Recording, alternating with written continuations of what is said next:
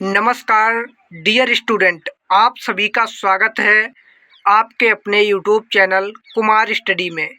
दोस्तों, आज हम बात करने वाले हैं समास को लेकर।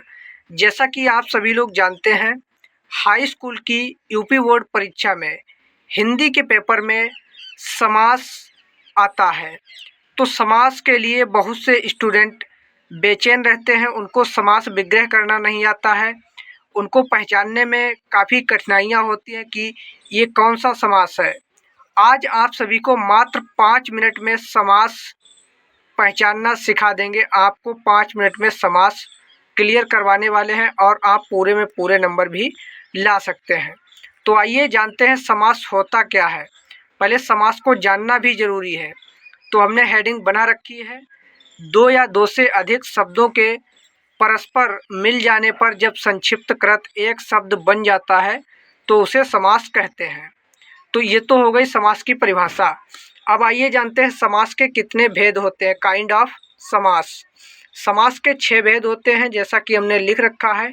अव्ययी भाव समास, तत्पुरुष समास, कर्मधारय समास, द्विगु समास, बहुब्रीहि समास और द्वंद्व समास।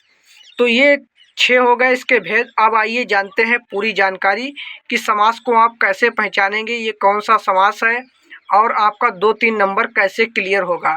काफ़ी इम्पोर्टेंट आज का वीडियो रहने वाला है। तो चैनल पर वीडियो पहली बार देख रहे हैं तो कुमार स्टडी चैनल को अवश्य सब्सक्राइब करें, ताकि हाई स्कूल इंटरमीडिएट से रिलेटेड हर एक अपडेट का नोटिफिकेशन आपको सही समय से मिलता रहे।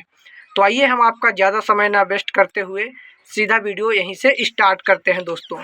तो जैसा कि आप लोग देखेंगे, हमने समास लिख रखे हैं, ऑलरेडी पूरे बना रखे हैं।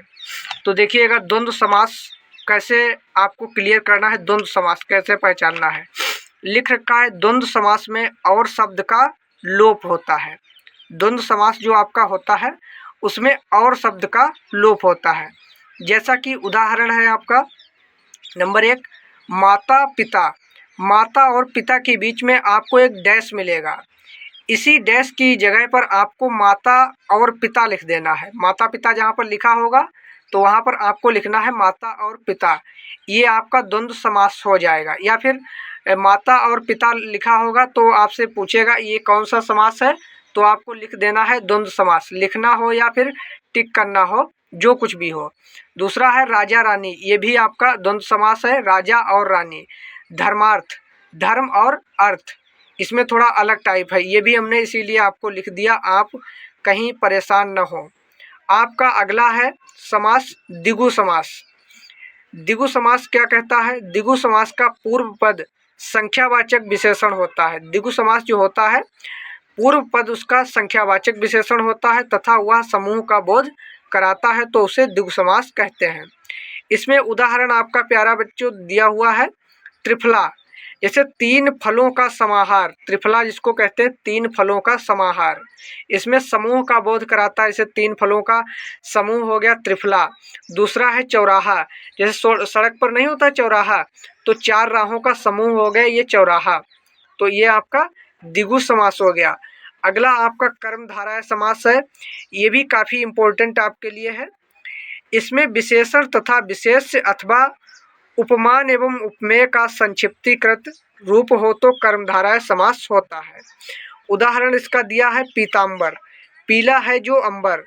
नंबर 2 उदाहरण दिया है महात्मा, महान आत्मा।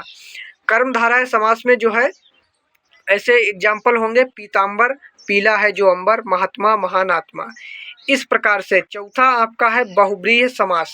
ये काफ़ी इम्पोर्टेंट, इसमें से बच्चे काफ़ी हेजिटेशन में आ जाते हैं, तो ये सीखिएगा बहुब्रीहि समास। इसमें ना तो पूर्व पद प्रधान होता है और ना तो उत्तर पद, उसे बहुब्रीहि समास कहते हैं।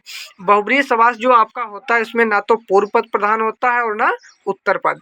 इसका आपका एग्जाम्पल दिया हुआ है नीलकंठ। नीला है कंठ जिसका ऐसा शिव, जैसे नीलकंठ दिया होगा तो उसको आपका बनाना है नीला है कंठ जिसका ऐसा कौन है? शिव जी, यानी कि महादेव। दूसरा है दशानन, 10 है आनंद जिसके रावण, जैसे दशानन 10 उसके सिर होते हैं रावण के, और आपका हो जाएगा गजानन। इस प्रकार से जो आते हैं बहुब्रीहि समास कहलाते हैं। देखिए, आपके हाई स्कूल एग्जाम में 4 समास पूछे जाते हैं, बहुब्रीहि समास, कर्मधारय समास, द्विगु समास और द्वंद्व समास। बाकी समास बेसिकली होते हैं मेनली जो 6 होते हैं, 6 समास होते हैं। लेकिन आपके हाई स्कूल एग्जाम में हाई स्कूल सिलेबस के अकॉर्डिंग आपके 4 समास पूछे जाते हैं, जो कि हमने आपको 5 मिनट में मात्र क्लियर करा दिया कि आप समास को कैसे पहचान सकते हैं। माता पिता लिखो हो तो उसमें और शब्द का लोप होता है। त्रिफला लिखा हो जिसमें समूह वाला हो तो द्विगु समास होता है।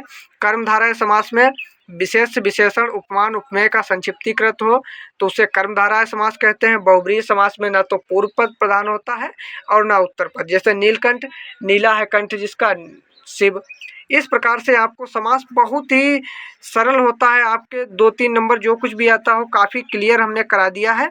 अगर अब भी कोई हेजिटेशन है तो वह नीचे डीएम कर सकता है, डायरेक्ट मैसेज कर सकता है या कमेंट्स कर सकता है। तो प्यारे बच्चों, वीडियो कैसा लगा नीचे कमेंट में ज़रूर लिखिएगा।